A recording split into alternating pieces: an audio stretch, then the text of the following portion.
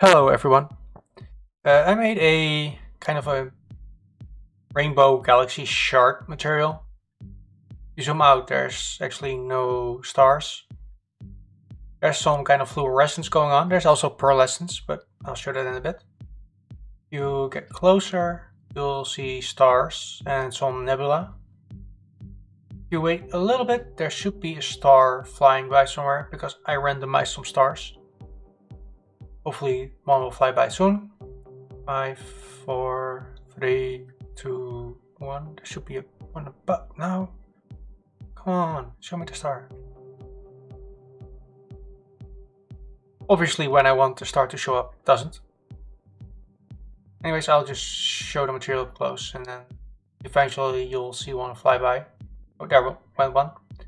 If you get in even closer, there's a galaxy here that's slowly spinning around.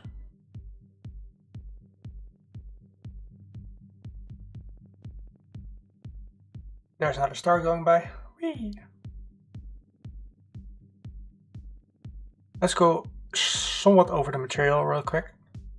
So I used the reflection factor and some kind of what's it called again? Caustic kind of material texture, and combined that with a bump offset, and that gives me some kind of cool pearlescence kind of effect, as you can see here. There, the base texture, I'm actually only using two of them. I'm using the red channel and the green channel for a little bit of AO, or the other way around actually. There.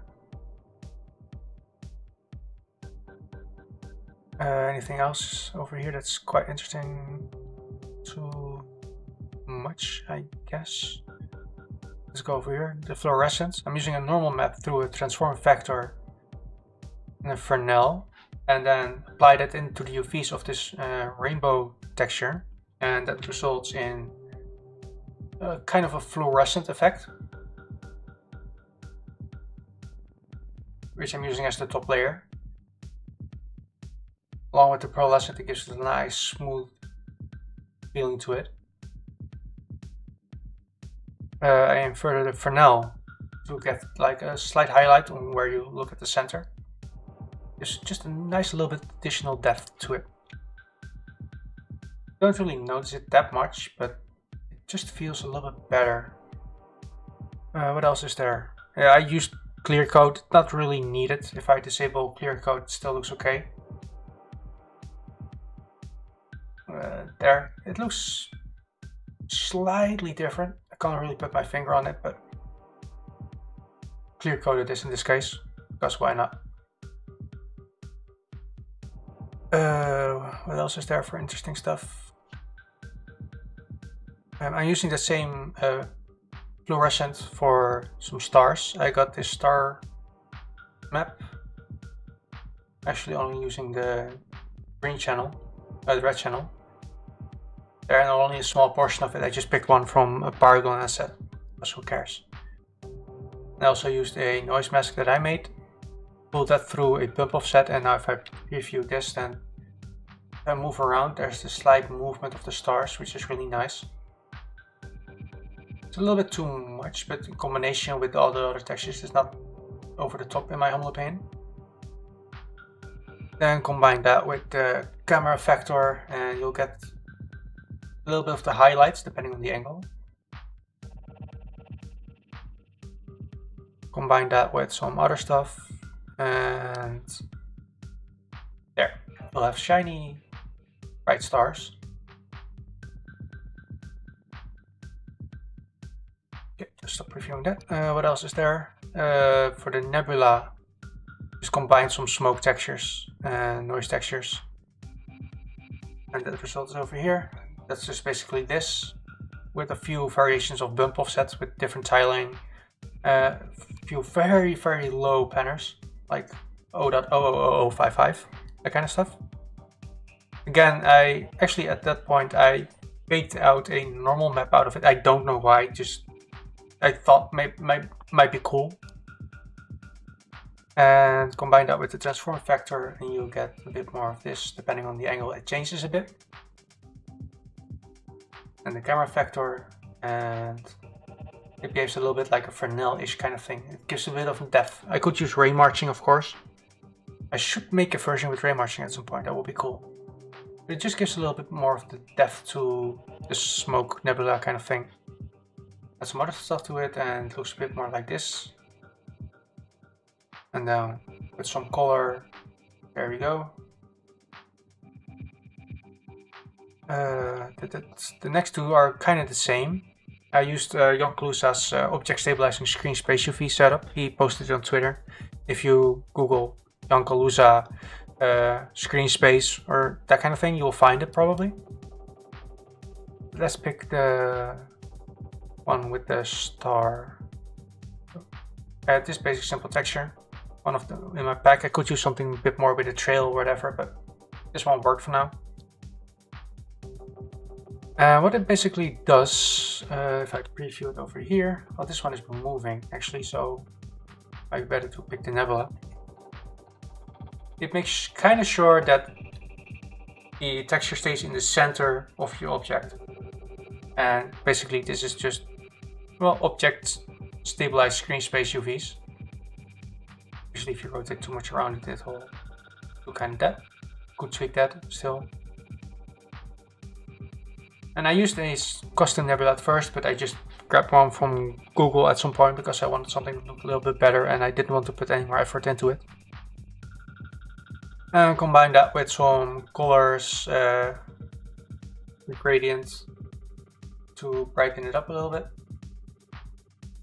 And then along with the camera depth, so if I go zoom out, it's going, and when you get close, it's there. I actually did the same with that star that's flying by. So at some point there should be a star, but it might take up to 13 seconds. That's the way I currently set it. There's also a random factor to it, but and 5, 4, 3, 2, 1. No clue. Eventually there should be one flying by, but I don't want to wait. Which I also U-shifted it and added some emissiveness to it. I think that's the gist of the whole material. Oh, there goes the star.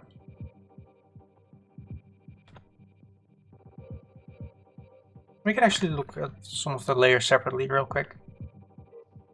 Oh, you saw the nebula, the galaxy. Star you saw, this part is the nebula. There. Combine them all together like this.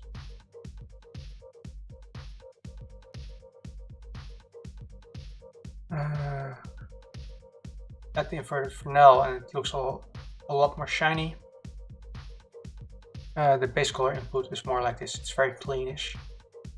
I could decide to actually reduce the U-shift amount by desaturation, but I kind of liked it like this. I like bright colors. So that's it.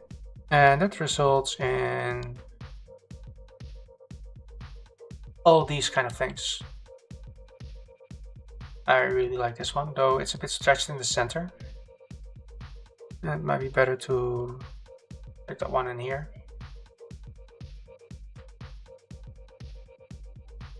Actually, let me open the materials so we can go over them quickly. Another star flew by.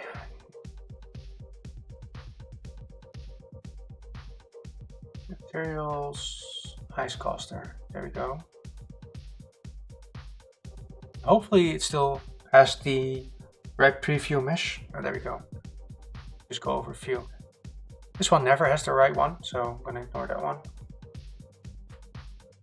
Actually, it just picked another random mesh. Great, thank you, Unreal. Let's pick that one down real quick. There.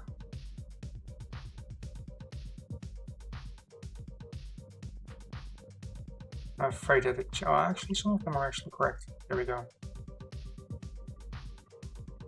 And with this one you can see much better that it's really has some depth to it.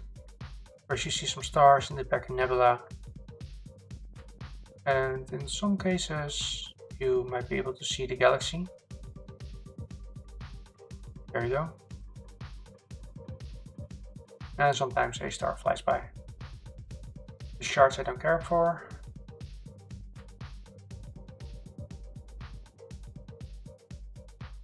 Another star flying by. I really like that tiny star. It just adds like so much soul to it. And if you turn my name around, Luos goes to soul. So, yay.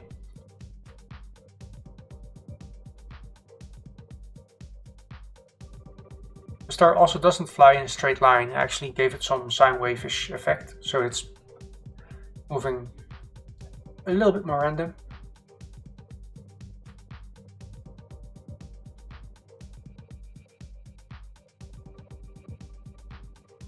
I should have rotated them before importing. That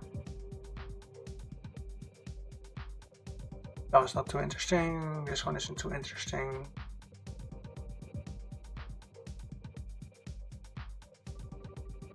You can actually press Alt-Tab, but the problem, Control-Tab I think, yeah, to go to the next one, but it doesn't always do it properly, so that's why I'm not doing that.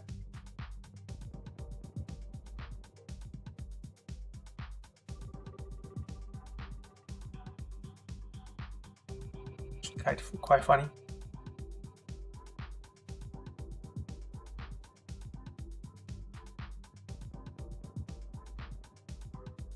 All of a sudden I want to play the interstellar music. Murph. This kind of looks like some weird alien spaceship. Okay, next. Also, I just keep looking at them because I actually really enjoy making these, so I love watching it, looking at it.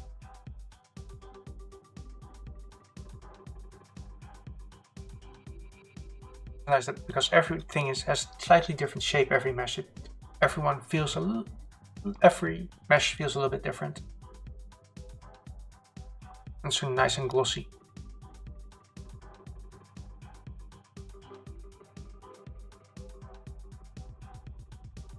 There we go, almost done.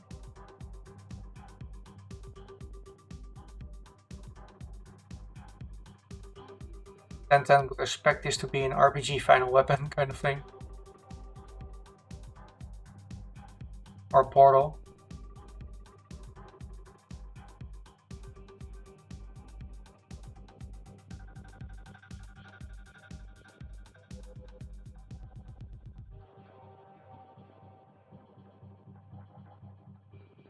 Million galaxies in a tiny speck of dust. Okay, I think I've shown off enough. And this video is already like 10 minutes longer than I expected, so I'm gonna call it quits here. Hope you have a good weekend, good holiday, and take care. Bye bye.